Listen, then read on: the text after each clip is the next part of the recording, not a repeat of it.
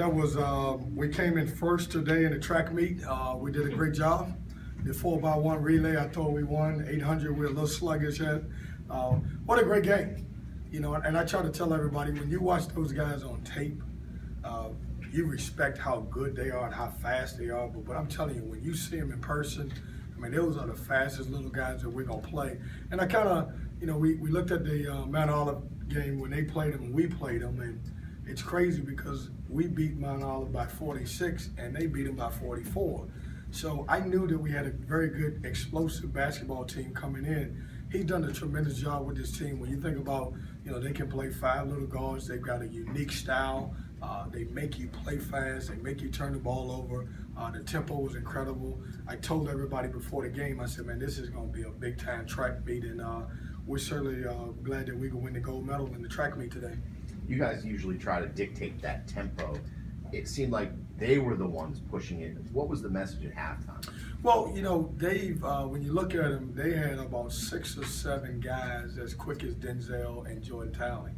And so at halftime, I talked about we had to get stops. We had to do a better job of trying to keep the guys in front of us. I thought get to the back end of the press. And obviously when we got there, you saw Devontae was able to get a bunch of dunks. He might have, me and Joe been talking about this for a couple of days. He might have set a record in dunks tonight. But give the guards credit because when they got to the back of the press, we had 32 assists on 42 made baskets. And that's pretty good. Were you frustrated with the on-ball defense, or did you know that was just going to be a thing with as many fast guys as they had today? You know, I wouldn't say I was frustrated. I knew it was going to be a problem. And here's where we came into it, and we'll take this as a coach. They were coming in attempting 36 threes a game. And so with a team like that, you have to pick your poison. And for me, we said, if you look at it, they only got 13. So we knew if we stayed home on all the shooters, then it was going to be a lot of one-on-one opportunities with those guys. And we figured we would take the one-on-one opportunities and the free throws opposed to coming off and making a lot of shots from 3. We didn't feel like that they could beat us if they didn't make 3-point shots. Coach, and Devontae touched on a little bit, but did you know coming in that if this were going to turn into that type of game, that he would be the beneficiary of so many of those fast break buckets and points? Oh, absolutely. You know, if you look back at, and I told our guys as I reminded them, if you look back at my first year when we played at VMI, Cedric Williams had the best game of his life. And so the guy who benefits from it is your most athletic big guy. And certainly because he's on the back of the press and he's always receiving dunks. It just happened that we've got an incredible athletic guy on the back end, and he made a lot of highlight reels. 23 turnovers is a big number for you guys, but was that something you really didn't worry about because you knew you guys were going to get tons of possessions? 23 turnovers is a huge number for us, but believe it or not, I look at assists versus turnovers. And when we had 30, first thing I looked at is when I got the box score, I looked at the turnovers and I got really mad. And then I slid my eye to the left just a little bit and I saw 32 assists and I was okay with it. You know, those guys are going to turn you over. They're turning people over 29 times a game. We get, how many steals? They're averaging 17 steals a game. We only turned it up. They only had 15 against us.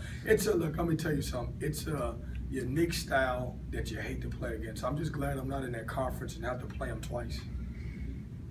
That type of pace, I mean, you said you want to run. Is that the type of pace you want to see all the time? Oh, no. No, listen, we like to run, but those guys, and you know, here's what I like about him. He understands who the program is, and they did a great job at VMI with this. When you're at a Division II school and it's tough to get people to come to your place, VMI, because it was a military school, it was tough to get people to come there. You got to find a unique style to make people want to come. It's like for all the older guys who remember the Division III team, Grinnell. And they run and they shoot and they jump and they go and they press and they run every time, and they'll give you an easy basket to get one on the other end. And Kerry has done a great job with his program, but I want to run, but I'm not sure I want to run as much as they do. Yeah, you have a week. What do you do? I know the guys have tests and rest time. They play a lot of games in a row here now. But what do you do in this week while they're finishing up their tests and then you guys can get walked back Well, in? that's a great question. We're going to take off tomorrow. Obviously, guys got exams Monday. We want to make sure that obviously our focus is taking care of the academic. That's the most important piece right there. there's a good chance that we'll take 2 days off. We got some guys banged up. I mean, this road trip and playing this home game at this pace, I might go home and go to sleep. I mean, it's I'm glad we played early in the day. When you walk outside, and obviously you'll see some sunlight, but it's been a long week for us, and from Thanksgiving until now, and we need the most important thing for our guys is obviously to get some rest and to take care of their academics. As a coaching staff, do you guys use this for extra scouting, how will you guys spend it? The guys, we know how they're going to work. Yeah, that's a great question. What we'll probably do is the next couple of days, our guys will try to get out and see some of the guys that we have signed already play if we can. Try to go see some young kids if we can, and then obviously look at some tape of the first 8 games and see the areas that we really need to improve on. Jalen had 7 points off the bench, Marcus 8 rebounds. Are you developing a little more confidence in those guys to play in some key situations? Yeah, I am. Jalen, we want to play Jalen a lot. 2 weeks ago, I considered Jalen as a guy who could possibly be a starter for us. Same thing with Marquis. The biggest issue with both of those guys, they go up and down with their confidence.